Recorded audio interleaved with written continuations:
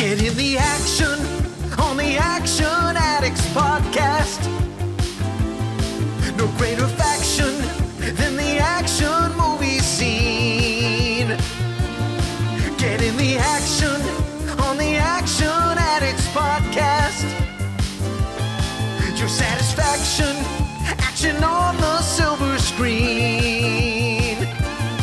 Get in the action on the Action Addicts Podcast.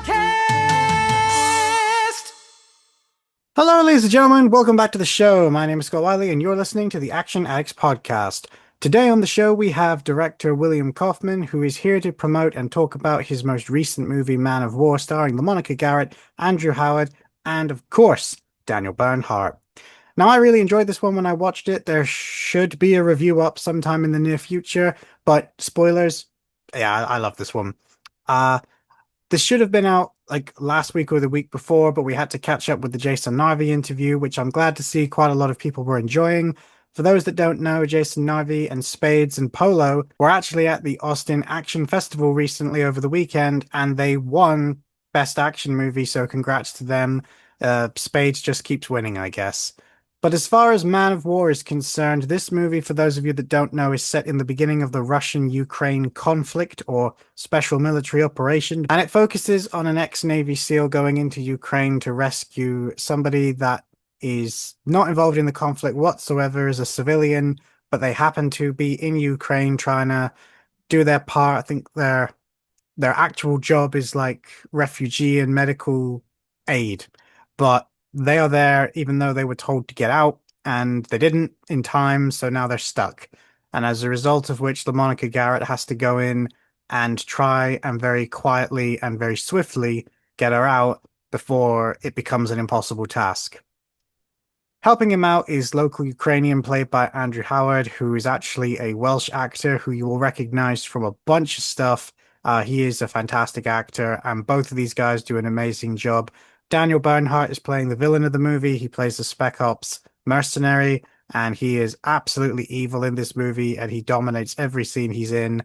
If you haven't seen it, I highly recommend you go and watch it if this is your cup of tea, because it certainly was mine, and I enjoyed quite a number of things that I didn't expect in both how they portrayed certain sequences of war and action, but also the philosophical debate that somewhat breaks out as the movie goes on about right and wrong and what it actually all means. That did take me by surprise, but I was very happy to see it, and I was very glad of how it was portrayed. Which is a slight spoiler for this discussion, because I get into that with William about a very specific scene that I thought was great, and a few others as well. So without further ado, I'm going to hand you over to me and William, but just do bear in mind, I will be talking about specific scenes, so if you haven't seen this movie, I wouldn't say you can't listen or watch this, but you might have some of it spoiled or some of the impact lessened, depending on how you want to look at it. But either way, that's up to you. I'm going to hand you over now, and I will see you for the outro. All right, ladies and gentlemen, we're here, and we are joined by William Kaufman. Thank you very much for taking the time today, man. How are you doing? I'm doing great, man. Thank you for having me. No, I appreciate it. It was all a bit last minute, me watching Man of War, but I was very glad that I was able to, because this has been one of my favorite surprise watches, because sometimes when you just see the military films in particular, I always go into them with a bit of trepidation, but part of the reason why I wanted to watch this one was because you were directing it. And I'm sure other people have told you this previously, but my mother, that's it. So, well, there's a very specific type of action that your name gets associated with a lot, which is the tactical action, the more realistic military shooter. And one of your previous films, The Channel, we did an episode on that, and really? Everybody who did that episode, bar me, I hasten to add, were all veterans, and Okay. they all were like arguing who was going to come and do the episodes, and I was like, we'll just whoever wants to come on can come on, because they love the films that you make. You know, they love the language that the characters use. They very much feel like everybody in these movies has a realism to them that basically only comes from the fact that the people involved have been through it as well. And so when I said I was going to sit down and speak with you, they wanted to let you know that they appreciate that. Future me here. I just want to clarify, because I know people will now go and look for that episode. That episode doesn't exist. Now, what I was talking about, and I don't know how I got so confused, but I think it was because I was just trying to think of 100 things at once. We did an episode on Den of Thieves, and that episode had Chris Barreras, who is a veteran, and we were talking about the tactical action. And if you go and listen to the episode, you'll hear that we feel the same about a lot of things, and we have a lot of similar experiences, just for different reasons. And in that episode, we talked about the channel, and that is when we then said we were going to do an episode on the channel, and then everything else that I just said is correct, except we never actually did an episode on the channel. But we did talk about in the Den of Thieves episodes how much we liked the channel and how similar it was in tone to Den of Thieves in terms of what they were going for with the military unit committing crimes, in essence. So I just wanted to get that in here, something I very rarely do, adding an addendum. But yeah, the literal minute I ended the episode, I actually went looking for the episode because I couldn't work out why I couldn't remember who did the episode with me, and then I realized why. It's because we never did it. We had every intention of doing it, and we may still do it, but we haven't done it yet. So please don't go looking for that episode, but feel free to go and listen to the Den of Thieves episode, because it is basically the same in terms of what we were talking about, and that's where we mentioned the channel, and we go off on a bit of a tangent about the channel, but I'm sure the channel will eventually get its own episode. Anyway, back to the show. That's awesome. Thank you. Yeah, the channel's a special one for me. That's my neighborhood and the Irish Channel in New Orleans. So it was a special one. It's got as much DNA in me as possible for the money we had. So obviously you wrote this one as well. I'm just curious, what was the spark that made you want to write this movie in the first place? Like, where did the idea first pop into your head? I've got to give it to my partner, Paul. Paul had read a true story about someone going in to rescue a family member in the middle of a war. And I thought that particular conflict was way more controversial than Ukraine. And so I had a team here that are amazing, led by Yanko Ustav. I'm murdering his name, I know. But and I've done 2 films with them, and it was I knew I could do it right here. And I'm in Bulgaria now, prepping on a new one. And so that pushed me to suggest us do it in Ukraine in the opening days. I'm guessing then that when it was time to do the Ukraine setting and you were thinking that that's what you were going to do, was there a sort of interest from the people that unfortunately we have to get money from to make these films? Was the fact that it was like a current relevant setting something that you thought was an advantage?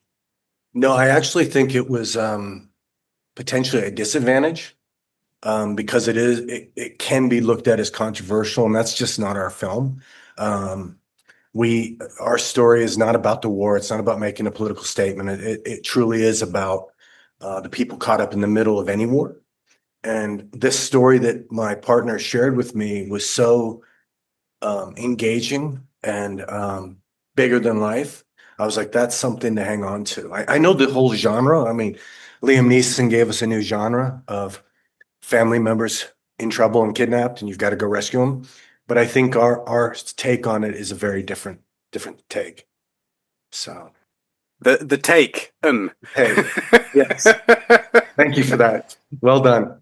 So. I was like, I gotta keep it short, otherwise I'll be here all day. Yeah. First of all, apologies. If you suddenly see me mute at any point, I've woken up with full of cold, which I could have done without in the middle of a heat wave and to talk to you. So it's like, good start. But we'll go through it nonetheless. I'm still a little jet lagged, so I'm foggy too. So bear with me. That's why I'm sucking on the Red Bulls right now. So that's fine, man.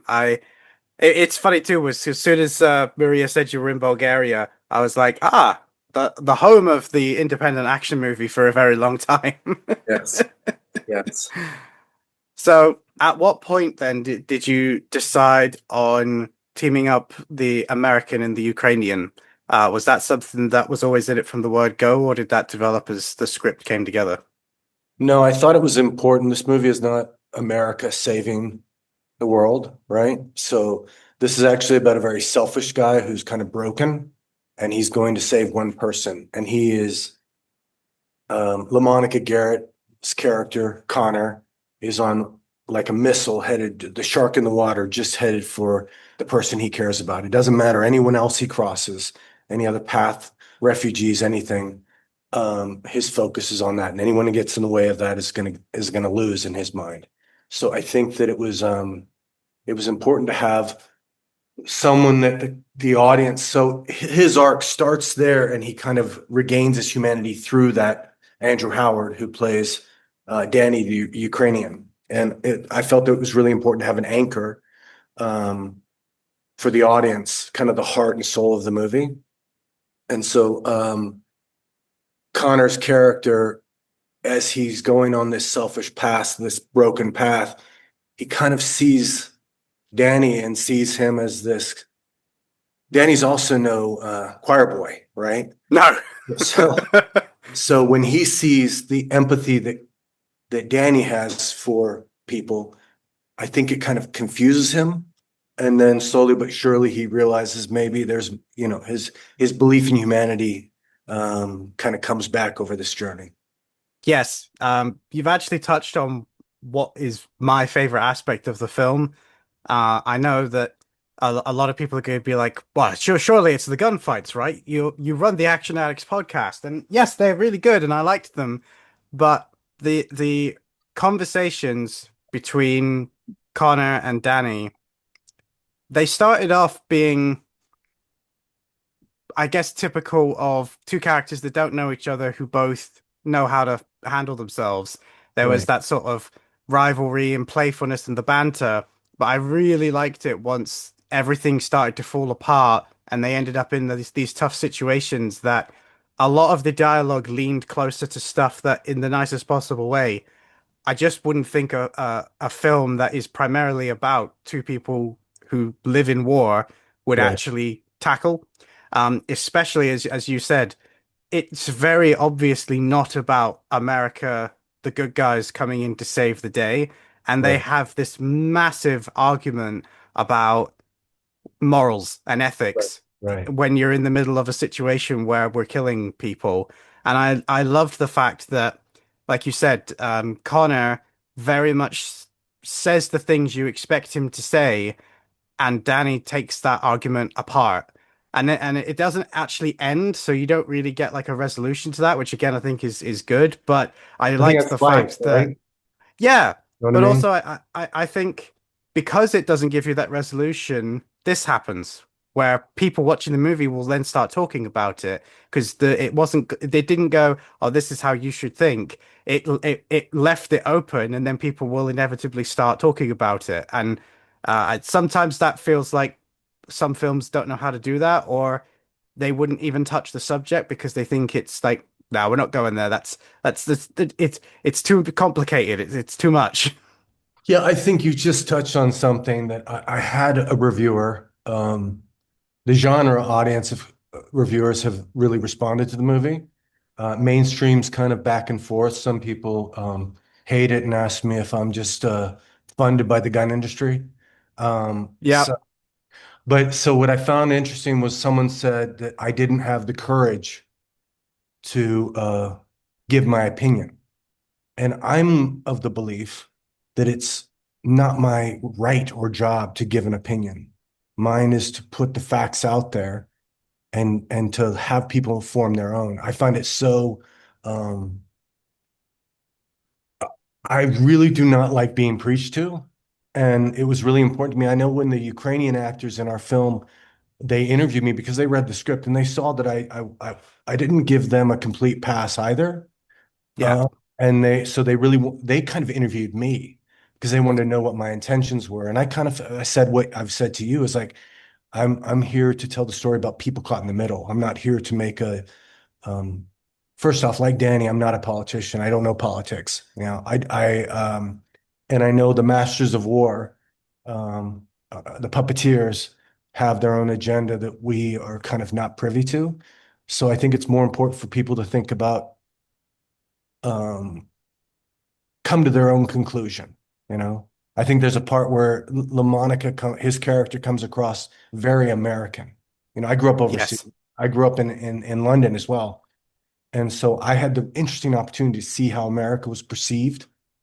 So LaMonica has very American opinions of knowing everything, which we don't. And I found that was what was cool. I could have him push back a little bit. This isn't a propaganda piece, right? So, and I could have, which has happened to me, I just had this debate with a buddy of mine here in Bulgaria. It was a cultural difference. And I saw it one way, he saw it another way. He found something that someone had done insulting, and I didn't get it because I thought it was respectful.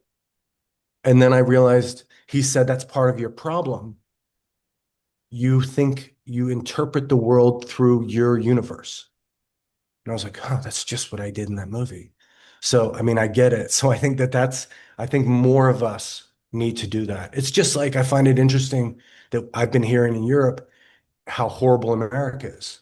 And then, with the World Cup, you have all these European tourists there. They're going, wow, people are nice here. It's not crime ridden. This is a nice place. Yes, I don't like Trump. Not a lot of people do. Um, but I mean, it was interesting that you have to spend some time somewhere to really Yeah. kind of get a better picture. And you have to get out of your own home and see things from other people's perspective. So, and I know I'm doing an action movie, I know this, but I have an expression where I say, if you're not invested in who's pulling the trigger, then it's all just noise, Hmm. So I feel like we have to care about these characters. And the only way to do that is for me as an action film genre guy, totally committed to that, to be as invested in,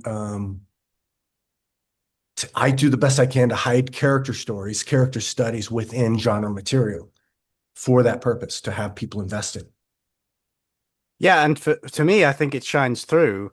I'm gonna answer this in two halves because first of all, I agree with you about the European and the American thing, and European specifically. Obviously, I'm from the UK, Right. but I used to work in hospitals, and everyone there is a different European of some description, and I will never forget what one of the head nurses said to me, which is that, like a German surgeon came in and she did a couple years there, Right. and nobody liked her.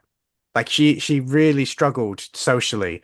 And the Romanian lovely nurse named Danny basically had to take her to one side and said, just out of just to something to try, when you ask for something, put the word please at the end of your sentence.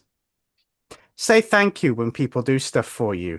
Right. And as the, was relayed to me by the surgeon, who is a lovely woman, but she's like, we don't do that in Germany. Like in the language, it's perceived as wasting time. Like It's if you wasting went, time and it's kind of pleasantry bullshit. That's yes, Bulgaria. So it's very much that way. So you're thinking, um, my producer here, I love him, and he loves to get me shit. He's like, "Oh, are you going to ask me how my day is and how happy I am and what a pleasure it is to see me?" And and I'm like, we just are softer. We're just more warm in our perspective. We're not all full of shit. Yes, we're Hollywood, so a bunch of us are. But yeah, I totally get where you're coming from. yeah, and it's the same with Americans, like you just said. The when I first started talking to a lot of Americans, the thing that kept happening with me, and I think you just predicted what I'm about to say, is I've really struggled with how nice they are because to me, it doesn't come across as nice. It comes across as fake Right. because it's not something that I experience a lot, and I'm used to it now. But I feel like when I was watching this movie, you saw that with Connor, but the other way, it's Right. like this is what needs to be done, and I'm gonna do it. and I don't care about anything else because, well, I'm obviously the one in the right. And I really liked how, like you said, there were so many times where he sort of had to stop and go, hmm, I'm not actually sure that I am anymore. But Right. if I actually take the time to stop and think about this, this isn't saving the person I came here to save, and so I can't think about it now, but I did like those quiet moments where he would just sort of stop and go, "Oh, maybe I am wrong, but that's tomorrow's problem." I Right, liked right, that. right. I think that line where Andrew says, if we don't help these people, what would your niece think of this? And he goes, I'll ask her when I find her, you know. Yeah. And Andrew came back and there was a real retort to that comment. And Andrew came back and said in Ukrainian, comes up to him and goes, he says the Ukrainian word for bitch. And, Yes. you really are a piece of shit. And I can live with that. I can't. And so the hero in many ways is the Danny character. Oh yeah. I 100% agree. Um, so I watched this with my dad, who is also a veteran, although he doesn't like when I say that, but that's another story. But he thought that what the brave scene in the movie was when the Ukrainians take Russian prisoners, Mhm. um, and the fact that that became a running point of conversation for Danny and Connor because he was basically on Connor's side and was like, in that situation, what are you supposed to do? And I Right. really liked the fact that, again, that was left up to the audience to decide. It's at no point does anyone try to say, oh, it was a good thing to do, but okay, you tell me what the alternative was then. Then Right. what were we supposed to do? And I'm I glad like you that. I'm glad that landed with you because I think that's Danny when he sees it, he's not proud of it. And these are stories I've heard on both sides of in World War One or two, in Vietnam, and many wars, right? Um, so it's very hard in the midst of a true battle to stop and take prisoners. So yeah, without spoiling anything, I found the idea is you're doing an action thriller, but you're also trying to have some honesty in it so people are invested in it. So I'm really glad that landed with you. And speaking of it being an action thriller, in order to have these two hit, well, we'll say heroes for sake of argument, Right. you need a good villain. And I would have watched this movie anyway, but the second I saw that your villain was played by Daniel Bernhardt, it went from a I will watch it at some point to I want to watch this as soon as humanly Right now. possible. Yeah. Yeah. Um, I'm a big fan of Daniel. He's one of those actors that I actually followed before I even realized I followed him because I am one of the like 12 people that watched Mortal Kombat Conquest back when it aired and didn't even know that that was Daniel Bernhardt at the time, and Right. then Right. realized in later life. But I I feel like he's one of the most underappreciated actors, and I love the fact that he seems to be getting so much love now. So was that something that you wanted Daniel to play the role? It wasn't something I thought was possible. Originally, Oh, okay. originally we because we had a constrained budget to say the least, right? So originally my thought was we auditioned people for basically Bulgarians or people that we knew. And then my coordinator, Stanismir, amazing coordinator, stunt coordinator, and he's also a producer on the film. He had just worked, he does the biggest movies, Extraction 2, and he just won a Taurus Award for that for stunts. And the expand think anything. Yeah. London's Falling, so huge. Anyways, he obviously was friends with Daniel, and he said, "Hey, would you have any interest in Daniel?" And I was like, "Ah!" I was so excited, and I said, "Call him now, right now, please." And then he called him, and they had a call, but it kind of went well. And I said, "How'd it go?" And I just was nagging him day after day because we're in prep. And then I got on a call with him, and he read the script, and he dug the script, and and this is quite possibly the most um, horrible villain I've ever had in a movie. And he did it in such a way that was so interesting to me. He came to me, I remember he came to me and goes, um, Will, I think, obviously I'm the villain, but I think trying to steer away from simply being the mustache twirling villain. What if I do something different? What if every scene that I do something horrible, I almost play it like a love scene? And as a director, you're like, oh God, where's he going with this? And I remember we did the scene where he kills a policeman, Yes. the young policeman, trying to survive, and he kills him. And we do the take. He comes over to me and goes, what do you think? Is it too far? And I go, no, keep going, charge ahead. And it was so much fun. And Daniel's, yes, he's a horrible human being in this movie, but he is the sweetest man and just a stud. And as LaMonica has openly said, he carried him through the fight scenes and just made everything better. So I was very lucky to have him. I feel like that is always the way though, that the more evil the character, the nicer the actor playing him. It's like that seems to be a common theme. Like if you could portray someone that you think is just you couldn't be in the same room as them in real life, there's a good chance the person playing them is the first one to come over and ask how you are. Yes. Yes. And I think for really nice people, it is so much fun as actors to play really horrible people because there's no rules, right? You don't have, no one has to like you. And, and you just get to go out and be as wild as you and the director can collaborate and agree on. So yeah, it was fun. And speaking of the fight scenes, um, one of the scenes, and they well Go USA put this on YouTube, so I'm going to specifically talk about this one. Is obviously the scene where mate he tries to take his watch, Yes. and he deals with them very very quickly, and that is a theme throughout the movie. If it's not an intense firefight that is going to take a while, Right. almost all the fights in this movie are over exceptionally quickly, and I loved that because there is sometimes a temptation when you make action movies, I feel, that you want to have a realistic-ish film, Right. but then when you get to the fights, it's like you forget that they're supposed to be realistic and you still want to have your big bombastic action scenes. And that's fine, but it Yeah. does sometimes clash against the tone. So I really liked the fact that the first sort of not tactical fight was, oh, I blinked and it's over. Right. Because that's more true to how an operator of that level would actually act. Right. And I saw someone say, oh, the other guys just stood around. And I think if you experience, I mean, I was in the army, but that peacetime army, I was never deployed. Um, that gave me a foundation, but where my strength comes from in that vein is because some of my closest friends are tier one SEAL team, special forces, just South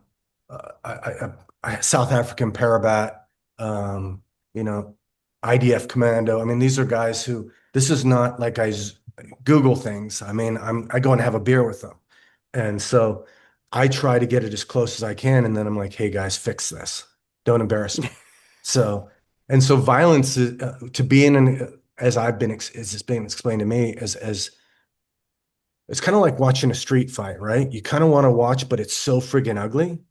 And I wanted the violence to be as they have described to me, as the level of the what gunfire, just the noise of it to be in that close of proximity. You will hesitate, you will stumble, especially if you have your other buddies in the way of your line of fire, right? So I really wanted things to be as quick and nasty, and as you said, those guys that it's all about economy of action, right?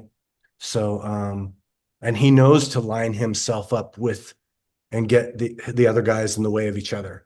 So I really liked doing that. That was the choreography was by Radisvir, my fight choreographer, and just he does The Witcher and Vikings, and I mean he's a stud. So and that's one of the nice things about Bulgaria is I have these top level crew members who go and do the giant movies, and they can come and do my little movie, and they don't treat anything any different. They don't act like they're slumming. They come in, I say they work harder. And it's that's what's made it, outside of my home in New Orleans, this has been a go-to place for me. Well, I'm happy to hear that because I've heard nothing but good things about the Bulgarian crews, both stunts and just the regular crews.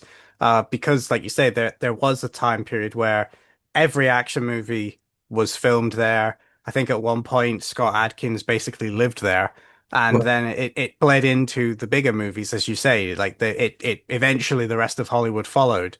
And it's also interesting to hear what you just said about how you wanted the operator, like the tier one SEAL members, because one of the things that I feel like people, it's not necessarily that they don't understand, it's just maybe it doesn't register when they watch these movies, is the reason why that scene and another one later on where he's trying to take people out quietly, because obviously that is a big advantage when you're massively outnumbered. Um, the the training that they go through is less about being better than the people that don't go through the training and more about breaking all of the things that make us hesitate. right. Like that scene where there's a guy that just stands there. It's like, well, most of them are taken out before you'd have any chance to react because that's by Right. design. But the one guy that is stood there is just a guy with a gun.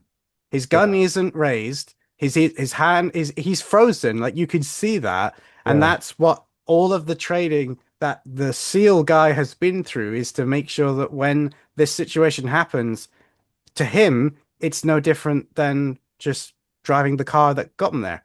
And I think that's what people miss sometimes, that a lot of the training that elevates an operator is just as much about mental as anything physical that can happen, but that often gets completely forgotten. And especially when you read reviews of this stuff and people say, "Oh, well, why didn't the other guy react?" It's like because the other guy's just a guy. It's Right. like it's And he's why I like a was 20-year-old, right? So, yeah, um, and I think that's you just nailed the thing on the tier one thing. There's an expression which is something like um speed, aggression, and violence of action. That's our mantra. So everything, and there's a line that LaMonica says, and he says, things, this is going to get ugly. We're going into this battle zone. And he says, speed is fine, but accuracy is final. That yes, that comes right from my own guys who've trained with me and trained me. And because you think about the scene in Unforgiven when he goes into the bar and he's the guy great who scene. he has, yeah, it's amazing. He has no hesitation about what he's doing. And we can all puff up and talk about what we do. It's a very different experience when you've got that volume and the debris from the ceiling from the concussion is happening. It's, so it's I think people would be surprised what they would do in a violent situation. It's the like taking that scene as an example. It's also like it's one of the reasons why Jack Reacher was so popular. Like in when he first started being written in books, is there's that scene that unfortunately, well, not unfortunately, but it's more known as the Tom Cruise movie because he made that book. But if you get into a fight and it's the same in any kind of confrontation, if you take out the leader and maybe the next guy that pops up, most of the other people, even if they vastly outnumber you, will now not even try. And Right. and it's the same with that scene in Unforgiven. As soon as Clint takes out Bill. the sheriff, Yeah. everyone else in the room, yeah, his close followers will try it, but everyone else is like, "No, I'm good. Oh I'm just yeah. gonna stay There here." was peace out and I'll see you later. Yeah, Yeah, absolutely. and As it soon as and Little Bell was hit, he was everyone's level of courage went way down. and it's noticeable to me anyway in this movie when like the scene in the forest where they get into the big firefight, the difference between how Connor reacts to being under fire to how Danny reacts. They're both experienced men. They've both clearly been in this situation before, Yeah. but Danny, he doesn't panic, but he immediately is like, we're outnumbered, we're overwhelmed, I'm out of position. And in the time he's gone through all of that, Connor's already firing back and has shot two people. And it's Right. like that's the difference of operation that I like the fact that it's shown and not told, but I can understand that for some people they need to be told, which ultimately you can't do anything about. Yeah. You're not going to please everyone. No. And, And it's and speaking of, obviously, I like the fact that you essentially put Daniel Bernhardt's character on the same level as Connor, like throughout the film. Yes, he's a terrible person. He does a lot of evil things, but the reason why he's able to get away with them is because him and his men always get their job done. And Yeah. I don't know if this was intentional or not, but this was what my brain decided is that everybody else was Russian army, but Daniel and his men was that private military group that Right. was always there because they felt like a completely different section. And I really liked that idea that they just weren't there for any other reason than they like doing this and they get paid. Yeah, Um, they're Eastern European Blackwater, dirty Blackwater, yes, right? yeah, that's it. So they're not because I mean we don't see any Russian soldier do anything. These are all these. That's why his right hand man is Chechen. You know, I mean these are all people doing this for money, not for any other reason. And Yeah, so, and I liked what you said about Daniel. That was the gift of Daniel, because you got someone that looks like the Greek god that LaMonica does. You need someone that's going to be, Tim Roth. I love Tim Roth, but if he had to have a hand-to-hand fight with LaMonica, you're not going to buy it if it's equal. yeah. And I think that to have, I see Daniel's character as the other side of the coin. He's every bit as talented. And if he was rescuing his family member, if he had anyone to care about, I think he would have done had similar results. So Well, the other side Connor of the doesn't coin beat is him, right? So Connor doesn't beat mm, us. no, no, no. Well, I think like you said, the other side of the coin is perfect because as we already said, they have this running moral argument through the film, and then when they finally meet Daniel's character, it feels almost like Connor is looking at himself in a mirror. And I was trying to think what his character's name was, and I've just seen Konyev, which doesn't sound right. Am I saying that That's right? right. That's Koniev. Oh, Oh, Konyev and Connor. that's not, yeah, yeah, So I like the idea that that is him looking at what he could easily be with a couple of different choices. yeah. And it feels like that was very intentional. And they do, as you just alluded to, have a great fight. So what was that like to set up and shoot? Like was it difficult to not want to do this big 80s fist fight and have Yeah, I Daniel mean, go full martial we arts? from the very beginning, we knew there weren't going to be jumping, spinning, high kicks, and all of this. That's really cool. It's just not my thing. It's it's there are people that can pull it off. Most operators will tell you no, they're going to do this, this, and this. Much more the style of what we did in our film.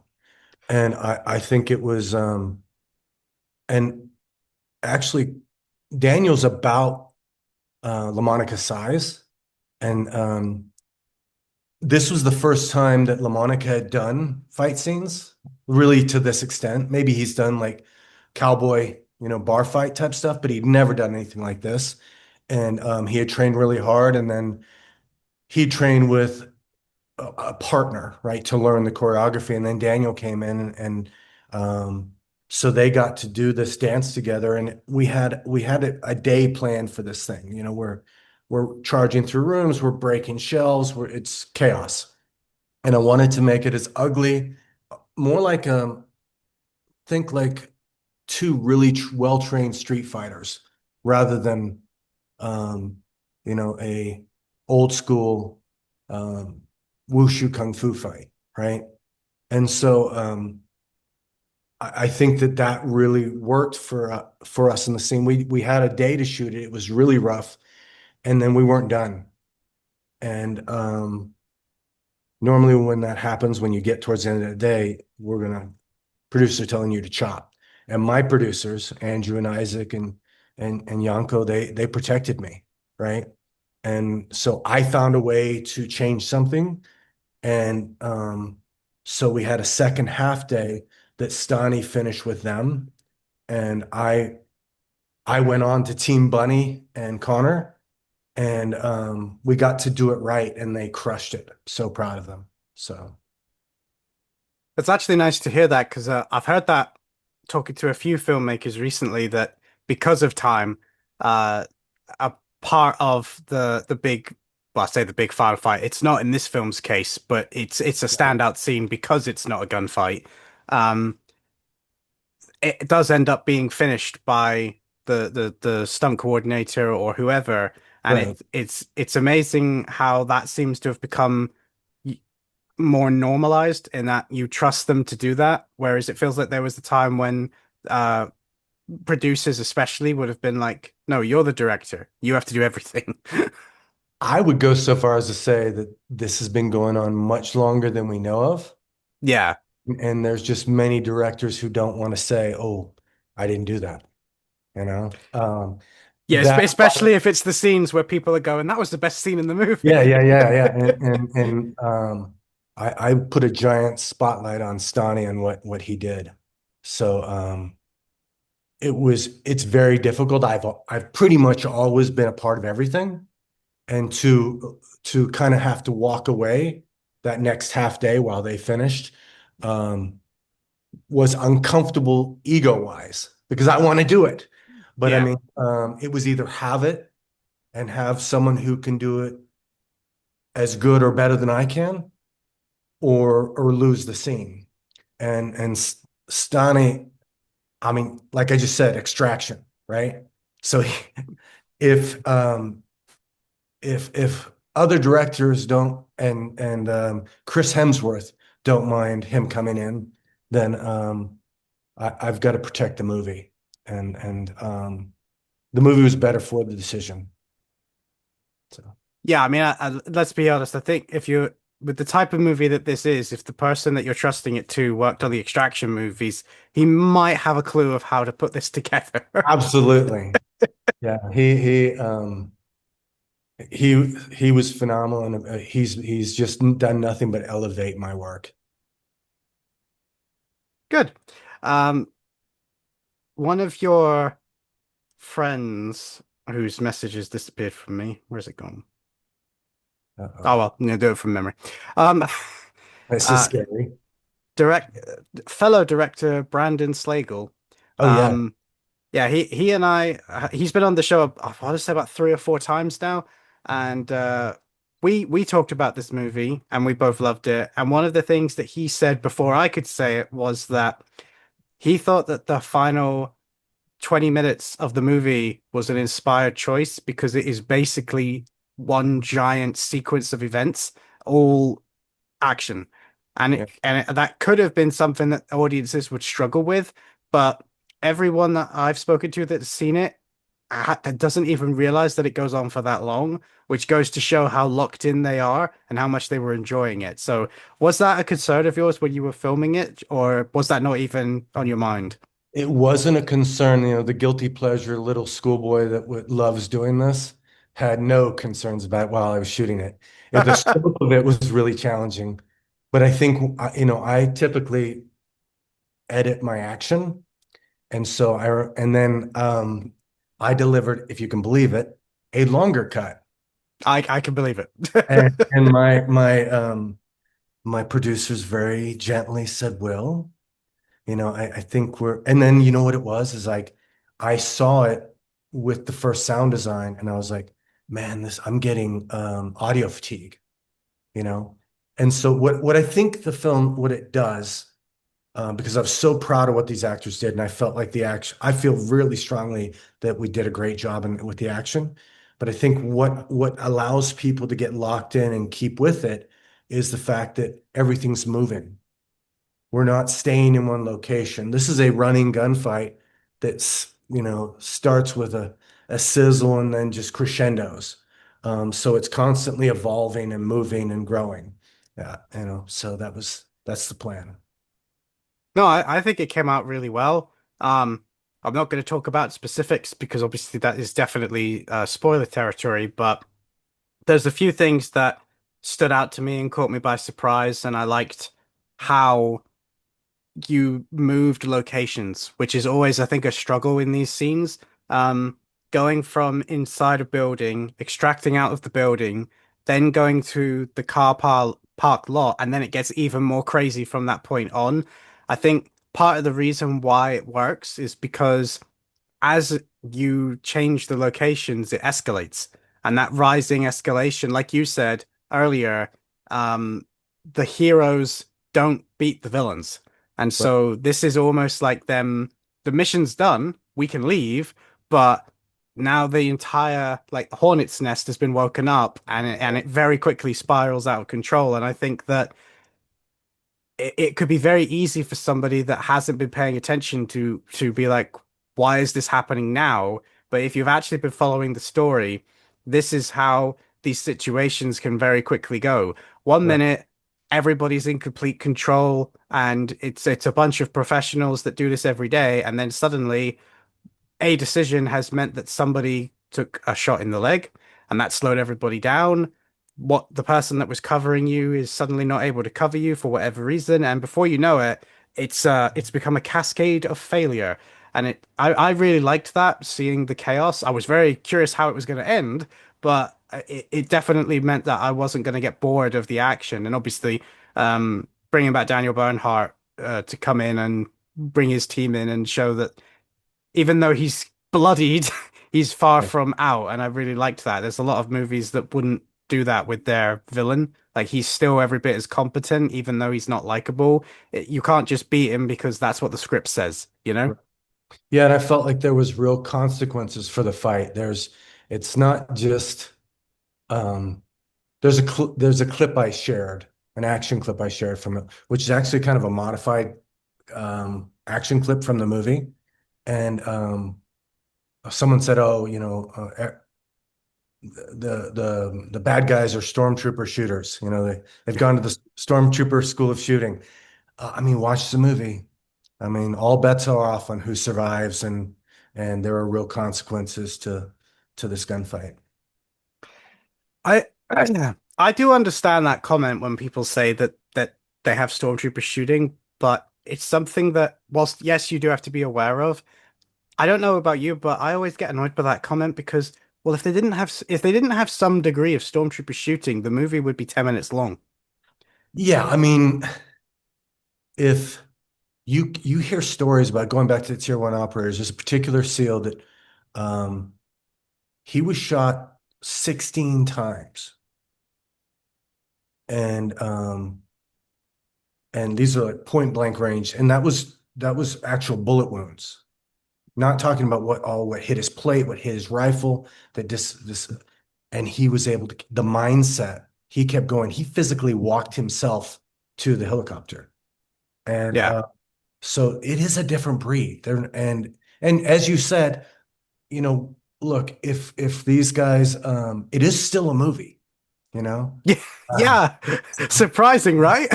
so if yeah, this is not it's not a documentary. It's not, it's they're we do want to tell a story, and if you watch the trailer, I would say this: you watch the trailer and go, "Man, that looks interesting. That's cool. I want to check it out."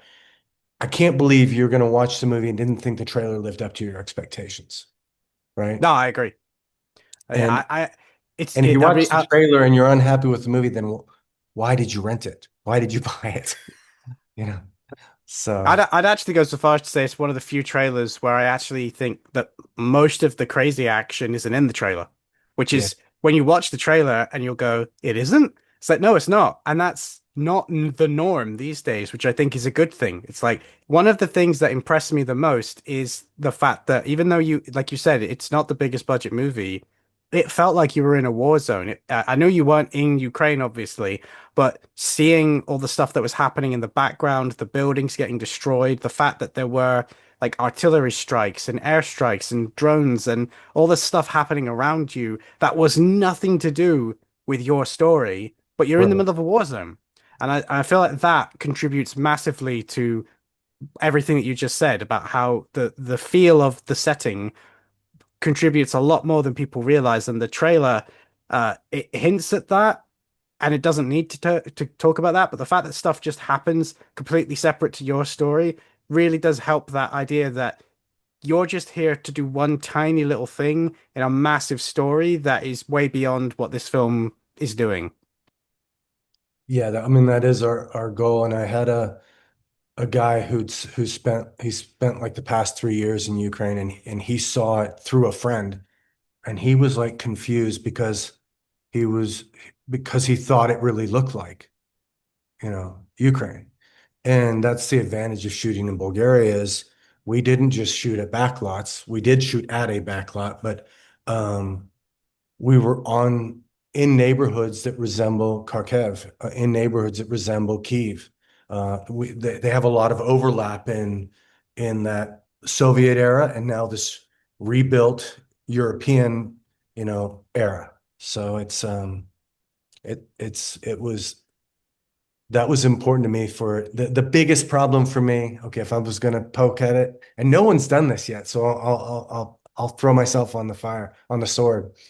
Is this happened in February, I think the 24th in 2022, and there wasn't snow. But it was cold and ugly, and it's part of the goal, the reason for the desaturation look of the movie was to kind of make it look colder because we were shooting I think in August, September.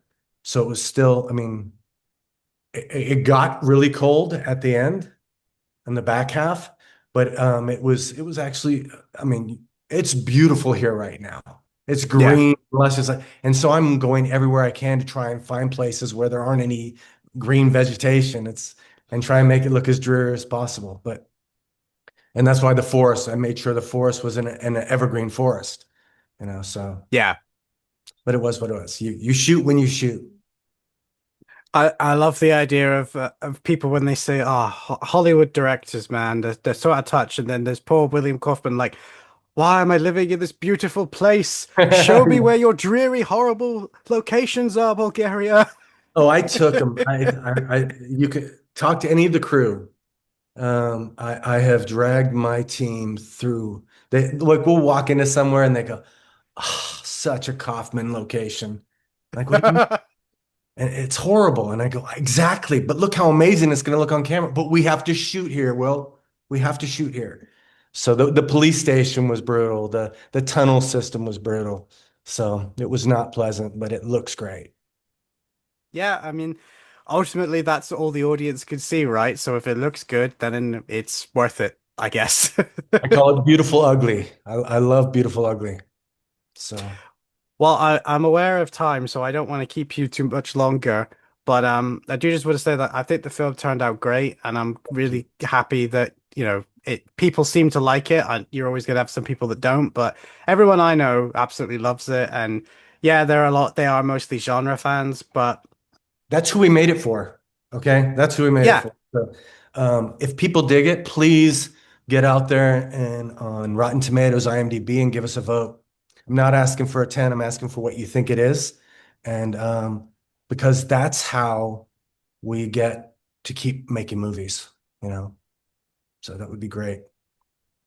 hopefully people will do that. I know I will.